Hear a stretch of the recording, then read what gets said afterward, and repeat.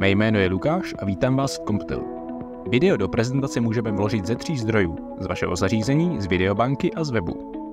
V minulém videu jsme vám ukázali, jak můžete do své prezentace vložit video ze svého zařízení.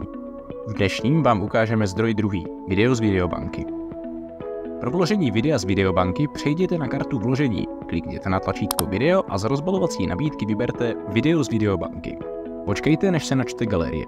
Pokud hledáte video na konkrétní téma nebo s konkrétním obsahem, můžete takové video najít pomocí pole vyhledávání. Já bych chtěl do prezentace vložit video s papouškem. Napíšu tedy papoušek.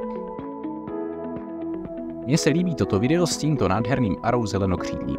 Označím ho tedy kliknutím levého tlačítka myši a kliknu na tlačítko vložit. Do prezentace si takto můžete naraz vložit videí i více.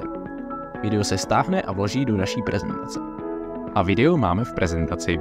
Pokud vám tento video návod pomohl, nezapomeňte nám dát like a napsat komentář. Podívejte se také na naše další videa, která jsme pro vás v Comptelu připravili. Pokud jste u nás poprvé, nezapomeňte odebírat náš kanál a zazvonit na zvoneček, abyste nezmeškali nový návod, který vychází každý druhý týden tady na YouTube a v psané podobě také u nás na webu. Těšíme se na vás v příštím videu.